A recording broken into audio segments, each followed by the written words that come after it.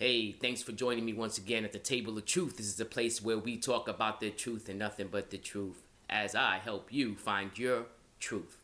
I am Dr. Dani Lee Harris, and I am excited about bringing this video to you today. I have been on this communication tip and living our best authentic life, but there's some underlying things that people are not talking about in order for us to do just that. Say what you mean and mean what you say.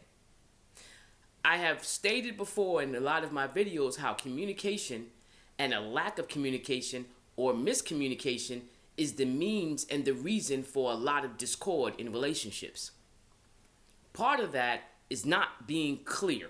I have a few pointers that I would like to give you in order for you to become and be a better communicator and feel better about the things that you are communicating. Number one, be direct.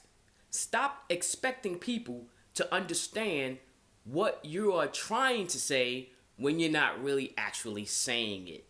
You have to be direct. You could be tactful, but be direct. What is it that you are trying to communicate? For example, going out with a couple of friends. When you communicate that to, say, your partner, your spouse, or whatever, you say, I wanted to let you know I was going out with a couple of friends, and I'll be gone a couple of hours, right? A couple of hours come and go, a couple of more hours come and go, a couple of more hours come and go. You decide you're going to come home at 6, 7 o'clock, you're going to break dawn. So you're going to come home at 6, 7 o'clock in the morning, and then you want to know why your partner's upset. What did you say? I'll be gone for a couple of hours.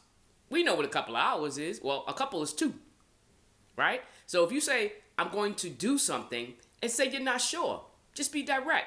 Hey, I'm going out with the boys, I'm going out with my friends, I'm going out with my girls, but I don't really know what time I'm going to come home, but I'll come home at a respectable time. Hey, what is a respectable time to you?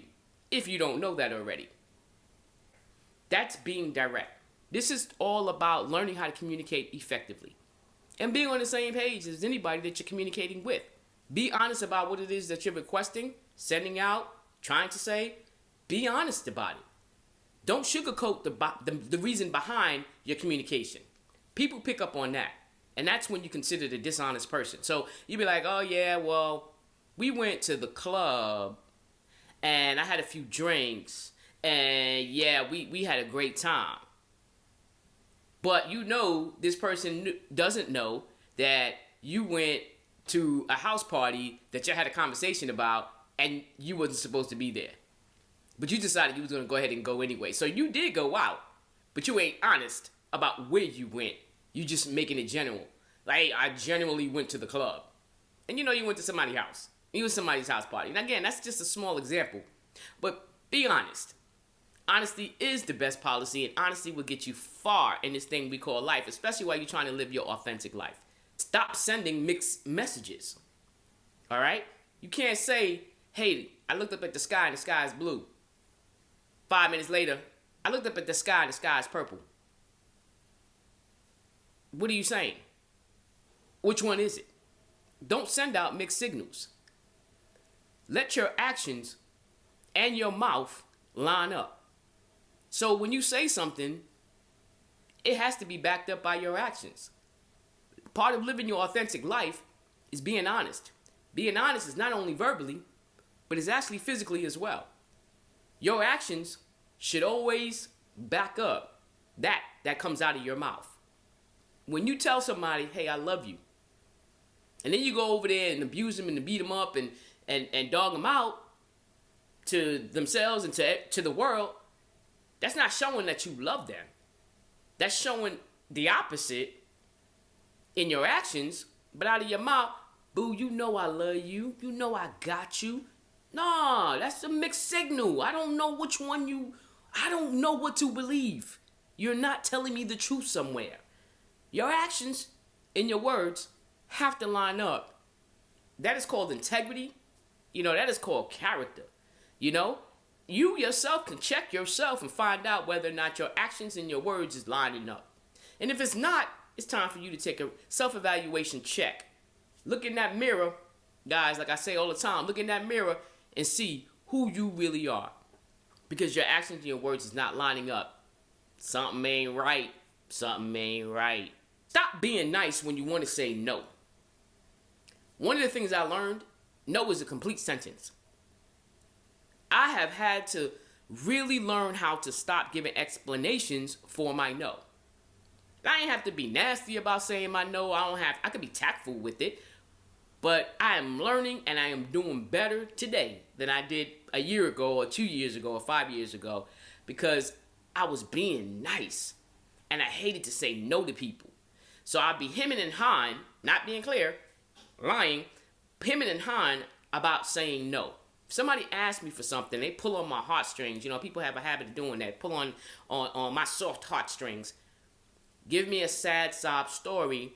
And I know I don't really have the means to help them, but I'm going to go into a deficit to help this person because they done pulled on my heartstrings and I don't want to say no. Stop doing that, guys. It's at a deficit to you and your spirituality and your peace of mind. When you want to say no, say no. Exclamation point.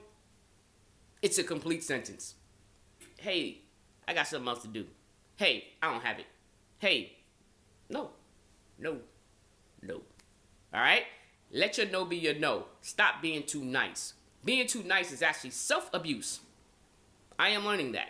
When you allow other people to walk over you because they pull on your heartstrings or they take advantage of your niceness or your weaknesses of a good heart, then you are allowing someone else to abuse you and you are exhibiting self-destructive behavior. And you can't be mad about that with anybody else. You have to check yourself. Let your yes be your yes and your no be your no. Brings me to my next point. We walking around here, a lot of people walking around here butthurt because they feel like they're being taken advantage of. When you feed and you pour and you pour, and if you're one of them empaths that constantly are pouring and always feeling the life of someone else, you always feel what they're going through, and you're like, man, I just wish I could help the world. I can help the world. Like, I want to help the world. I want to help everybody that come to me. I want to help them. And there's nothing wrong with feeling empathy for people and sympathy for people.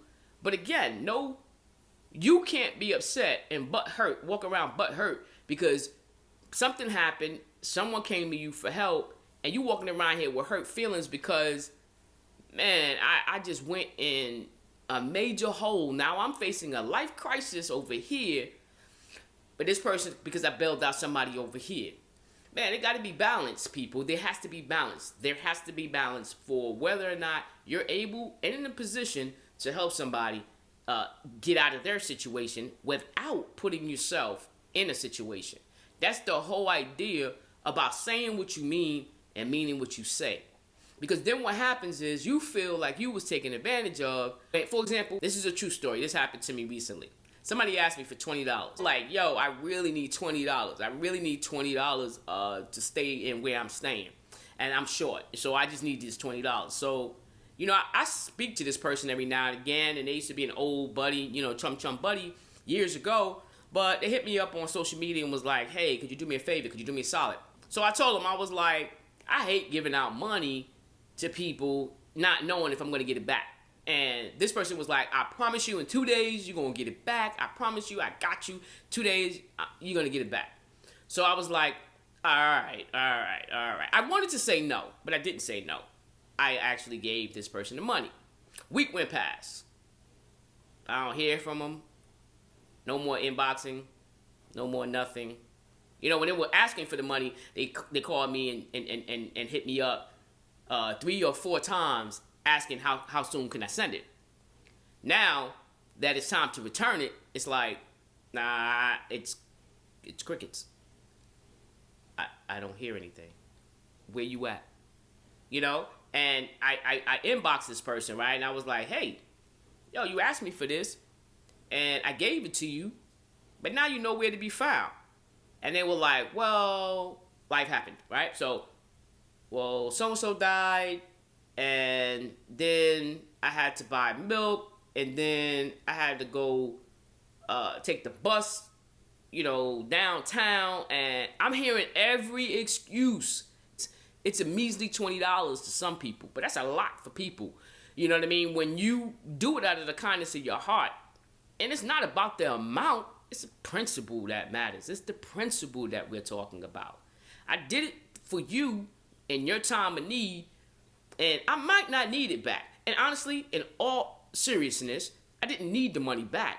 My point was, I did it after I wanted to say no, and I still gave it out of the kindness of my heart, and you ain't give me the money back. So what does that mean? I can't be butthurt. I understood. My first mind said no, and I went against that and said yes. And now, I'm out of $20. It's only $20 for me, but again, that's a lot of money for people who may not have it or give their last, and they need that $20 back, and they're expecting, because you're supposed to be a person of your word, they're expecting you to give them that money back. Fast forward, a couple of months went past, and I said, hey, whatever happened to that $20? Yo, I need it today, is what I said. Oh, let me call my uncle and see if my uncle could send you that $20 real quick. I said, all right. That was a month ago. I still haven't heard it. And I'm laughing about it now because, again, I was walking around butthurt about $20 when it was my fault. My first mind said no. I went against that, and I wound up giving it to this person. But I understand. My blessings is coming back. $20 tenfold. I'm cool with it. I really am. I had to get over the butthurt because I was butthurt because I put myself in the situation to be butthurt. Guys, and my last point, guys, is find your voice. There's some people that are just rollovers. You just allow everybody to roll over you. And you walk around with all these pent up frustrations and feelings because you're like, man, I can't get a break. Man, nobody comes and helps me out. Everybody has me. Everybody got their hand out, and no one has a giving hand. No one's giving me anything. But, I don't understand that.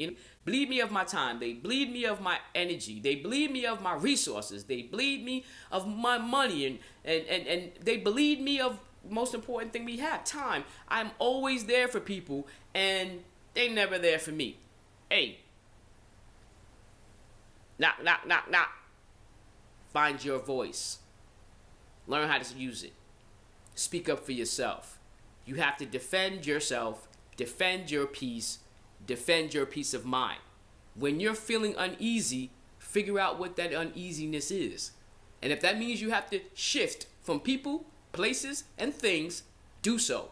But find your voice. Again, you don't have to be nasty. You don't have to be condescending. You ain't got to be rah-rah with it.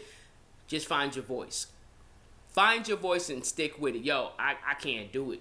Hey, I wish I had the time to talk to you, but let me hit you back when I have time.